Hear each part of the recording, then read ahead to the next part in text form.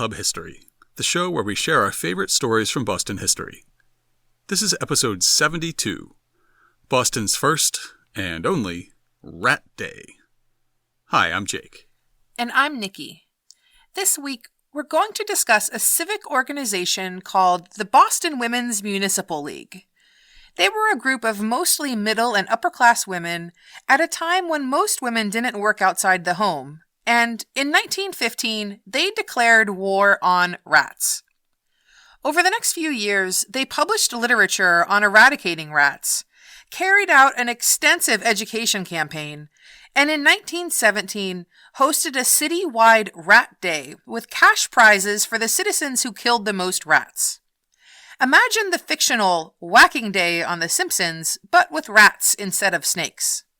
We'll break their backs, gouge out their eyes, their evil hearts will pulverize. Oh, whacking day, oh, whacking day. But before we talk about Rat Day in Boston, it's time to take a look at this week's featured historic site and upcoming event. For our featured historic site this week, we're visiting an old favorite in Southie. Castle Island is a landmark for anyone approaching Boston by air or sea, and it's a favorite destination for swimmers, sunbathers, and windsurfers during the warmer months. All year long, the causeway that wraps around Castle Island and the adjoining Pleasure Bay is crowded with runners, cyclists, rollerbladers, and strollers, both kinds, as people enjoy the salt air and $1 million view of the harbor. With all that fun in the sun, it's easy to lose track of how important Castle Island is to the history of Boston. To imagine the importance of Castle Island in Boston history, one first has to imagine the geography of Boston Harbor in the early days. Today, Castle Island is no longer actually an island, as landmaking has connected it to the mainland and completely reshaped the coastline of Boston. When John Winthrop and his Puritan settlers arrived in 1630, much of what's now Boston was an archipelago. Castle Island was one of the smaller islands, but it stood right on the mouth of the inner harbor, along the only navigable shipping channel. The fledgling Massachusetts Bay Colony felt very isolated, with a powerful colony belonging to the hostile French to the north, and the potentially hostile Dutch New Amsterdam to the south, separating them from the English settlements in Virginia. To protect the town of Boston from an attack by the powerful French, Dutch, or even Spanish fleets that controlled the Atlantic, Governor John Winthrop funded the construction of a rudimentary fort on the island in 1634. The first fort on the site had mud walls coated with a primitive cement made of lime extracted from burnt oyster shells. A handful of cannons were mounted to defend the harbor against any attack from the sea. Despite this humble construction, the fort was soon nicknamed the Castle, an appellation that has stuck for almost 400 years now. Soon after it was completed, the castle fell into disrepair. In the mid-1640s, it was rebuilt with 10-foot-thick walls made of stone and timber and backfilled with earth. This marked the beginning of a 200-year cycle of neglect and repair that continued until after the U.S. Civil War. The fort was rebuilt and expanded in the 1670s after a fire, and it briefly served to imprison the royal governor Edmund Andros after the Massachusetts militia staged a coup and deposed him in 1689. You can hear that story in Hub History, Episode 6. The fort was rebuilt again in 1692, and at that point it was officially named Castle William after William of Orange took the English throne in the Glorious Revolution. Castle William was expanded at the turn of the 18th century, then again in the 1740s, making it capable of mounting 120 guns. By the time tensions began to rise between colonists and royal officials in the 1760s and 70s, Castle William was a visible symbol of British civil and military power in Boston. During the Stamp Act crisis, royal officials from customs agents to Royal Governor Thomas Hutchinson would take refuge at Castle William when riots and mob violence broke out in Boston. A few years later, after the Boston Massacre in 1770, the people of Boston demanded that all British troops be withdrawn from the town of Boston to Castle William. Officials resisted the move, but there was a real danger that the full fury of the Boston mob would be unleashed on any troops who remained in town. Lieutenant Governor Andrew Oliver had witnessed the power of the mob in 1765 when his home and office were destroyed and he was forced to resign his position as Stamp Act Commissioner. Oliver wrote that if the soldiers stayed in Boston, that they would probably be destroyed by the people, should it be called rebellion, should it incur the loss of our charter, or be the consequence what it would. When these simmering tensions erupted into open warfare with the battles at Lexington and Concord in April 1775, Castle William became an important stronghold in the British defense against the Patriot forces who laid siege to Boston. According to the Massachusetts Historical Society, only once in nearly 375 years were the guns mounted at Castle Island fired in anger. On March 20th, 1776, near the end of the siege of Boston, the British garrison opened fire on a rebel work party on Dorchester Point. Unfortunately, the Americans were out of range, and one British cannon exploded, wounding 7 of their own soldiers. When the British began evacuating Boston on March 17, 1776, they recognized the value of the asset they were leaving behind. Instead of allowing the castle to fall into Patriot hands, they laid explosives and set fires on March 20th, destroying as much of the fort as they could. The Patriots were no dummies, and they also recognized the fort's strategic position, so they immediately began building a new fortification on the site.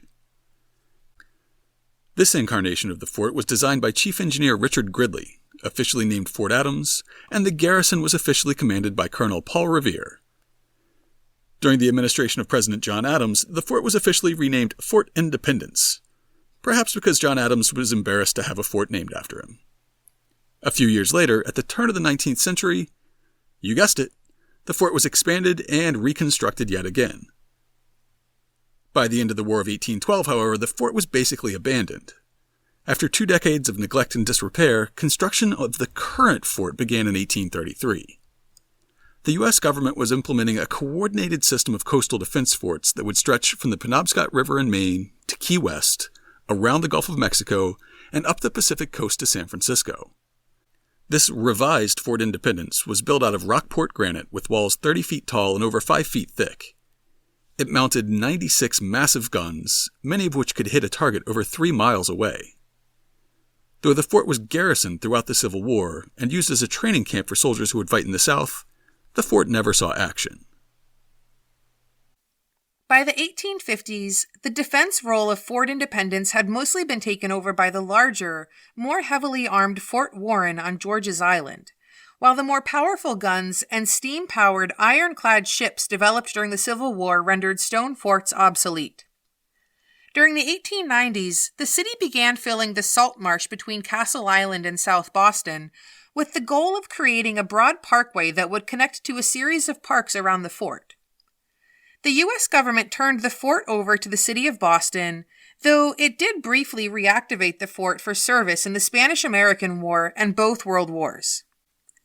Most recently, it served as a station where departing Navy ships would have their hulls partially demagnetized before leaving the harbor to make them harder for enemy ships to detect. Today, Castle Island is administered by the Department of Conservation and Recreation. You can get to Castle Island by taking the 7 bus to Marine Park along Farragut Avenue in South Boston, then walking across the park and along the water. There's also parking available at the fort and along Day Boulevard, but it fills up quickly on nice spring and summer days. Free tours of the fort are available at 6 p.m. on Thursdays, as well as every half hour from noon to 3:30 on Saturday and Sunday. While you're there, be sure to visit Sully's for a hot dog or lobster roll. Their late February season opening is always a hopeful sign of the coming spring for Bostonians. As Sully's enters its 67th season, this local institution is in a more solid and substantial structure than the tiny concession stand that first opened in 1951. Their current building was built in 1986 of sturdy brick and is meant to mimic the officers' quarters that once flanked Fort Independence. The line is often long, but it's worth it for some hot, greasy food, followed by a generous portion of soft serve. And for our upcoming event this week, we have a talk on March 29th presented by Historic Newton that harkens back to one of our early episodes.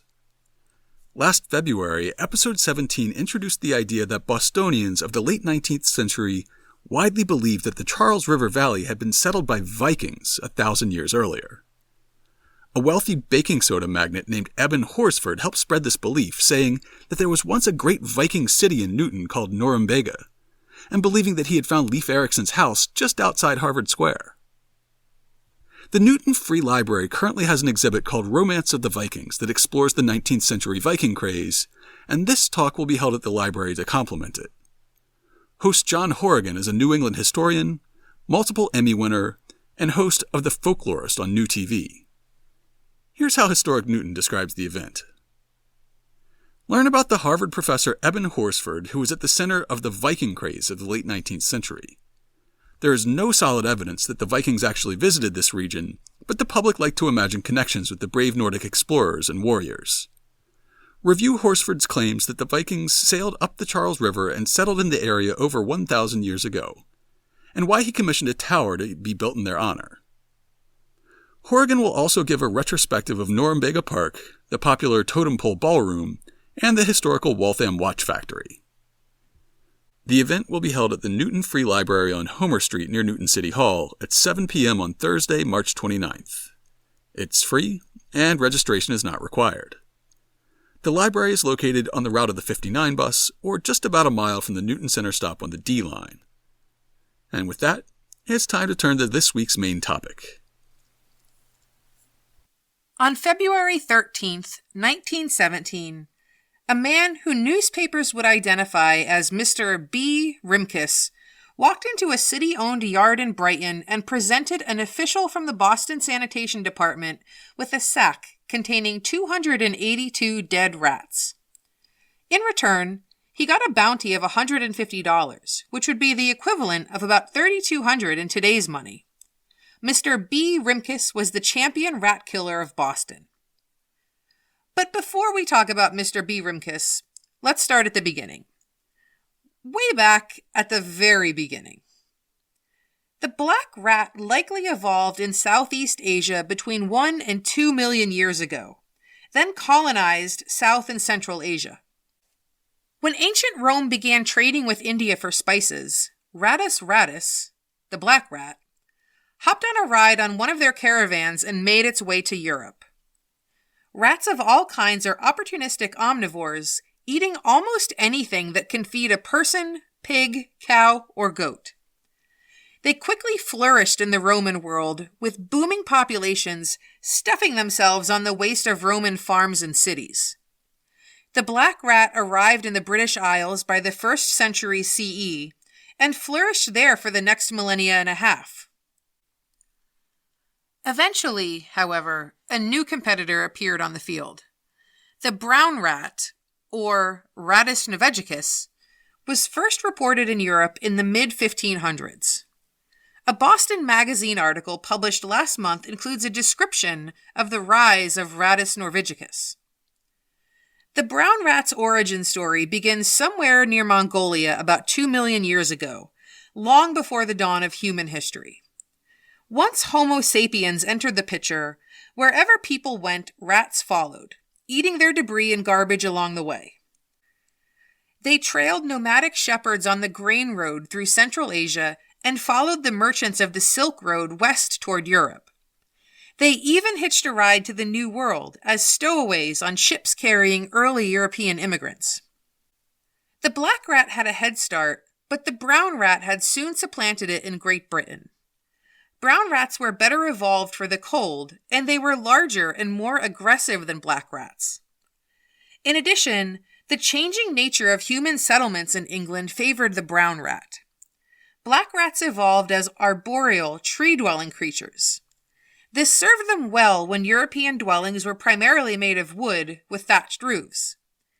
As more buildings switched over to brick and masonry with tiled roofs, the advantage switched to brown rats.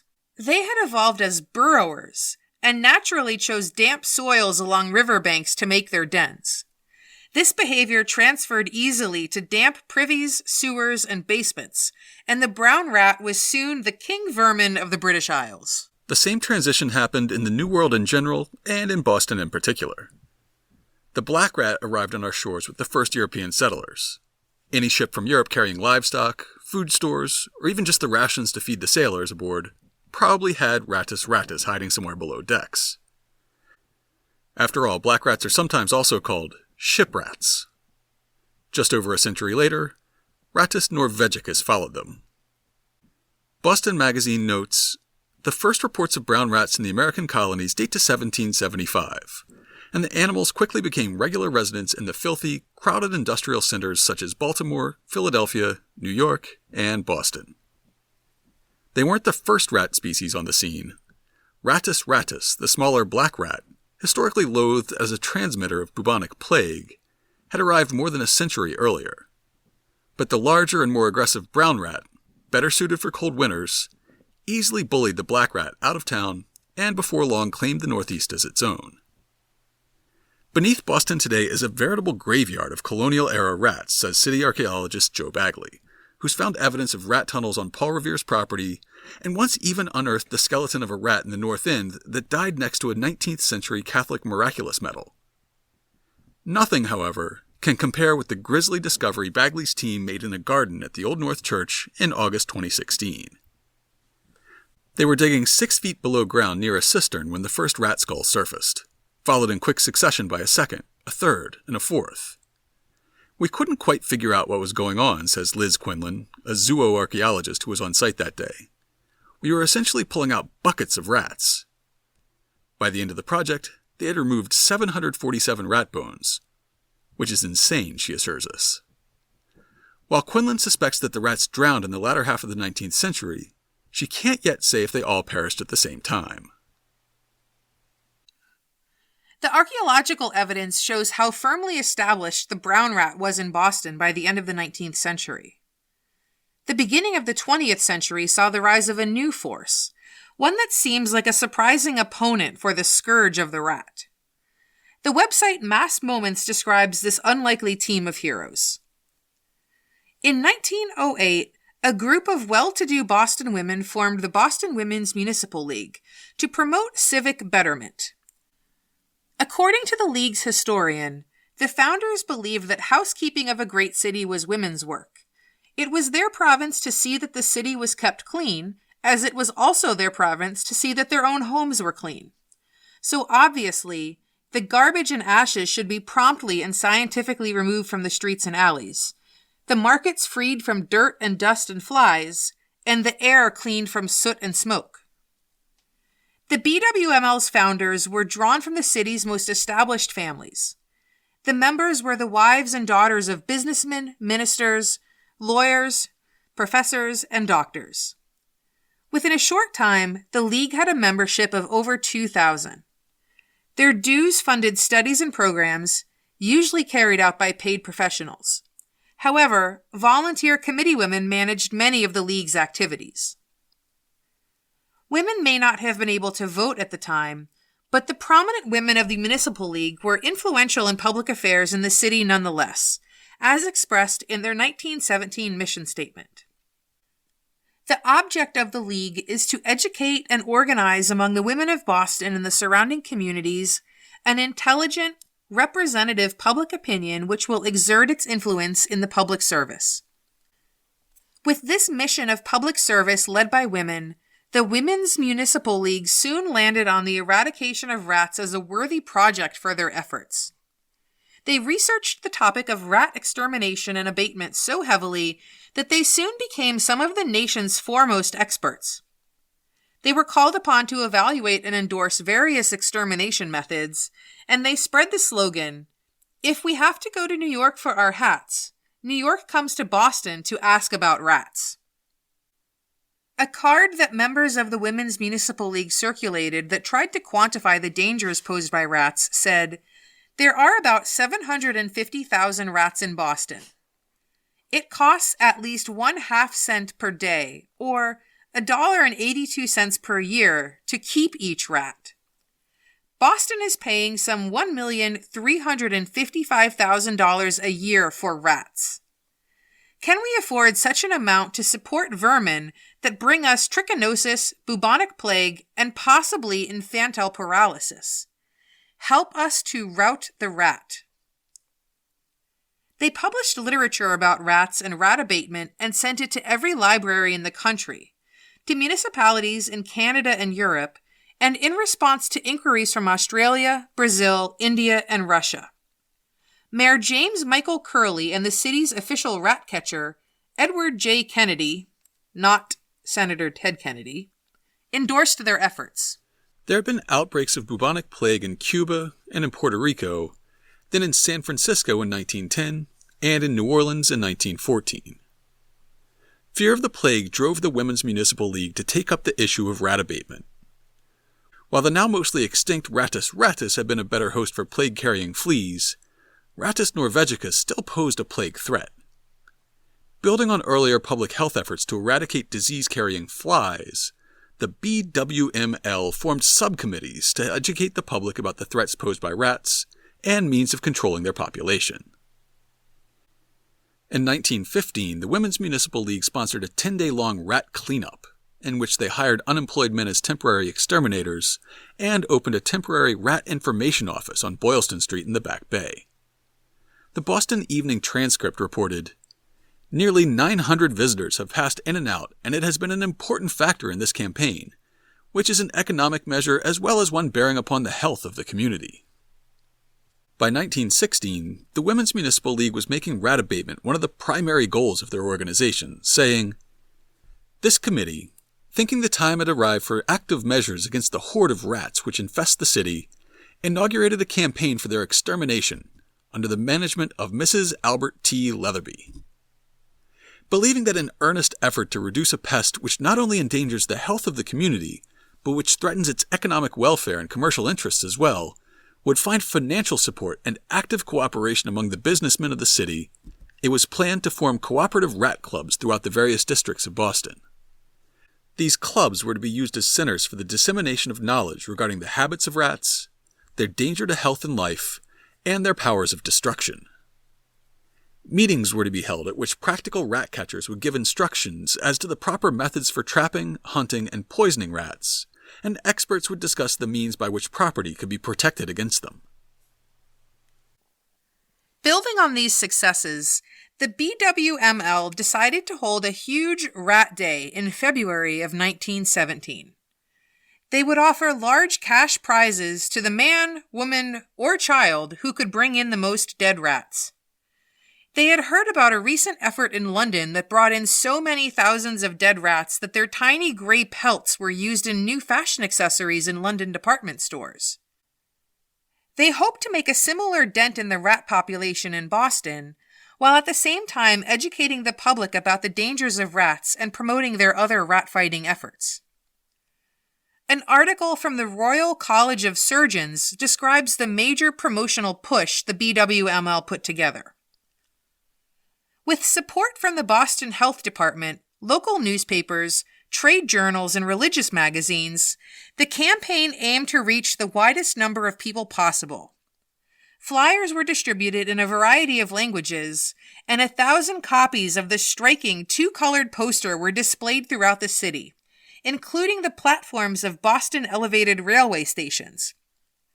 Window displays were created in pharmacies, hardware and grocer shops, with 1,000 cards distributed by Boy Scouts. Even the United Cigar Stores Company placed one in each of their stores.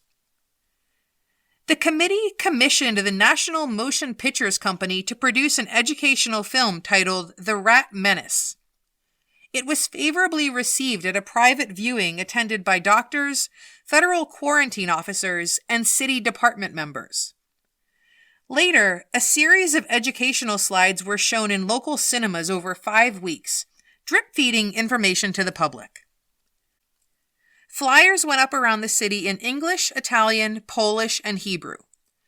Signs in the windows of grocers, hardware stores, and druggists screamed, "Kill your rats! There are 2 million or more rats in Boston, causing annual damages of $70 million and jeopardizing the lives, property, and prosperity of our city."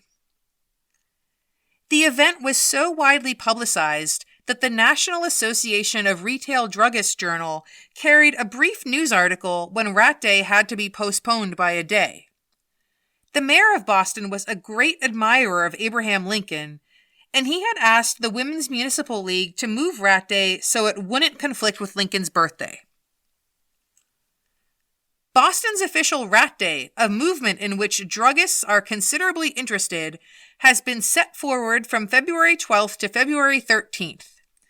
If the campaign arouses as widespread interest as is now indicated, druggists throughout this section ought to find a heavy demand for rat poison. We mentioned the bounty that the Women's Municipal League was planning to pay to Boston's top rat killer. However, that wasn't the only thing happening on Rat Day in 1917. The memo that the chairwoman of the Women's Municipal League rat campaign sent to Mayor James Michael Curley reveals the many activities they had planned and the logistics that went into Rat Day. We therefore request of His Honor the Mayor the following assistance: that he shall proclaim a rat exterminating period and announce a day between the specified hours of which dead rats shall be brought to certain appointed stations. We would request that 10 such be named, one each for the districts of East Boston, Charlestown, North End, West End, Back Bay, South End, Roxbury, Dorchester, South Boston, and Brighton. Such a proclamation would be in line with that annually made by the Governor of Indiana in compliance with the state statutes. That he shall order the sanitary department to provide proper receptacles for these carcasses and dispose of the same, and that 1 man shall be provided at each station to receive and care for said carcasses. That he shall allow the circulation of our anti-rat circulars throughout city departments and encourage the heads of such departments to see that they are given to employees. That he shall allow the placing of posters about city property, such as the yards of the various public works departments, municipal buildings, etc. That he shall allow the free use of municipal buildings for anti-rat meetings. Recommend to the school committee that it allow the League's anti-rat circulars to be circulated among the pupils of the public schools to take home to their families, as was so successfully done with such excellent results in San Francisco. That he shall recommend to the City Council the passage of anti-rat ordinances, similar to those in force in New Orleans and other cities which have taken such action, but adaptable to the peculiar local conditions here. Having at the beginning of our campaign received the commendation and interest of His Honor, we feel that he will give the above suggestions his distinguished consideration. This document signed B. Leatherby, Mrs. Arthur T. Leatherby, Manager, Rat Campaign. One note about that. All the women we could find attached to documents regarding Rat Day are identified by their husbands' names. It was the custom of the time, and we just aren't good enough researchers to uncover their real names. That initial B is as close as we came to finding one of these distinguished women's actual names. With the exception of asking to move Rat Day away from Lincoln's birthday, Mayor Curley seems to have given the League everything they wanted. While there was an information campaign and an attempt to pass new legislation, the media mostly focused on the rat killing contest. There were chances to win $50 in each of the 10 districts, and an additional $100 bonus for the overall rat-killing champion. The Boston Sunday Post reported on the winner and his methods. B. Rimkus is champ rat catcher of Boston. B. Rimkus is a firm believer in the assertion that any man who can do something a little better than someone else can is on the road to wealth. Often in our younger days, we were told that the world would wear a trail to any man's door, no matter at what remote location he dwelt, if he could make a better rat trap than anyone else. Well, Rimkus doesn't specialize in rat traps, but he knows how to use one. For Rimkus is the champion rat catcher of Boston. If we are to believe the old tale, the Pied Piper failed to collect for the job. But Rimkus did collect to the tune of 150 cold, hard dollars, coin of the realm, simply because on our recent rat day he delivered 282 deceased rats to the city yard. He won the first prize of $100 offered by the Women's Municipal League and, in addition, pulled down a special prize of $50. How did he do it? Traps, he answered. Some of the kind that catch them around the neck, some of the big wire ones that catch them alive. What do you use for the bait? That's the secret, answered the rat catcher, and turned his back on the newspaper man. The League went out of their way to note that the winner of the contest was not a native English speaker, and he only knew of the contest because he had seen one of their Polish-language flyers. The American public is prone to be apathetic to actual effort of this nature, and it remained for a foreign-born resident unable to read or write the English language, who would have known nothing of the movement save for the printing of the circular in Polish, to exert himself to trap nearly 300 rats in spite of the weather and the difficulty of getting at the rodents. There is much food for thought here. Immigrants, they get the job done. Second place went to John White of Charlestown, though his 88 rats seemed to pale in comparison to B. Rimkus's 282. Rat Day and the prizes that were handed out made for great headlines. The Women's Municipal League didn't consider the effort to be entirely a success. They had hoped to see much greater numbers of dead rats brought in, and they had hoped to reach a much broader segment of the population. Unfortunately, as the League's 1917 annual report relays, Rat Day was preceded by a prolonged spell of the coldest weather of the winter, with the thermometer registering at 0 and below for some 4 consecutive days, causing the rats to seek their nests and burrows and remain in seclusion until warmer weather came. This condition, together with some misunderstanding that seems to have arisen that the killing was to start instead of end on the 13th, resulted in a very small bag. The report puts the best face on a project that saw only limited success. As the campaign progressed, it was realized that despite the efforts of the federal and municipal health authorities, that people were not sufficiently impressed with the danger to give the support necessary to carry out these extensive yet practical plans. And owing to the impossibility of securing sufficient funds to execute them, they were reluctantly abandoned. Rather than give up the work entirely, however, it was decided to do as much as possible with the funds available, and it was believed that while the actual extermination would be slight, the campaign could be made one of education, which might later stimulate an interest in anti-rat measures. Was their campaign a success? In the end, the evidence speaks for itself. There was never another Rat Day in Boston. The League would say, therefore, the campaign was remodeled on the new lines, and while we feel that it was far from being as effective as it might have been had it received proper support, we do believe that a great deal has been done in educating public opinion on the problem, which will result in the passage of rat-proofing legislation and other prophylactic measures against the entrance of bubonic plague into this port. The Royal College of Surgeons judges the League less harshly than they judge themselves. Despite the low number of rats collected, the committee's publicity work had led to additional exposure and advertising by businesses involved in rat control, so the campaign's success was actually much wider. The work was taken over by the Boston Board of Health, and indeed continues to this day. How successful have these efforts been? Is Boston now a rat-free utopia? Well, that Boston Magazine article from last month describes the scene in Boston today. On any given night, thousands of rats are running wild through Greater Boston, gnawing their way into historical brownstones, defecating in popular eateries, and having ungodly amounts of sex in our public parks. Today, the only places in the world that can claim to be rat-free are Antarctica, a few isolated islands, and the Canadian province of Alberta. Last year, Governing Magazine announced that data from the Census Bureau's American Housing Survey indicates that Boston has supplanted New York as America's second rattiest city.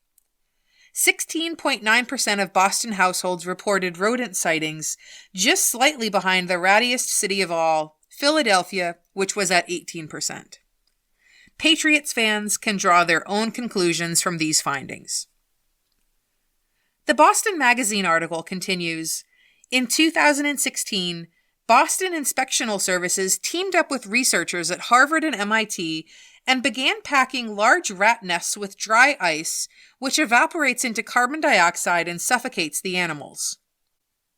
The city tested the method on infestations in overgrown cemeteries and even used it on a massive burrow in the public garden. It was amazingly effective, Christopher says, probably the most humane way to deal with the rodents. But then the federal EPA got wind of what was going on and told the city it was not allowed to use dry ice because it was not an officially registered pesticide. Ultimately, though, controlling rats isn't really about coming up with new ways to kill them. It's about effectively managing the endless stream of trash that flows from our homes and businesses, along with making it difficult for the animals to find warm, safe places to nest. It means that residents shouldn't dump garbage on the sidewalk, and that parks departments should know which type of ground cover is hospitable to rats and which isn't. It means that restaurant owners should seal up their dumpsters every night, and that landlords should quickly call an exterminator when a tenant complains. Needless to say, these are lofty ambitions for a city where neighbors get in fistfights over parking spaces and absentee landlords abound. Even if we do everything right, the simple fact is that rats are here to stay. Listen, people. Keep the lids on your garbage cans and don't litter. The Boston Women's Municipal League isn't planning to hold another rat day anytime soon, but if they do, I am super competitive and I am totally gonna win. But in the meantime, it is up to all of us to fight the good fight. To learn more about the Boston Women's Municipal League and their war on rats, check out this week's show notes at hubhistory.com/072. We'll have a couple of news articles about Rat Day, the League's annual bulletin where they share their success and challenges in the rat campaign, and examples of the posters they use to promote their efforts. We'll also have that Boston Magazine article and some other disturbing stories about rats in modern Boston. And of course, we'll have links to information about this week's featured historic site and upcoming event. If you're interested in meeting us, one way to do that would be to register for History Camp, which is coming to Boston on July 7th.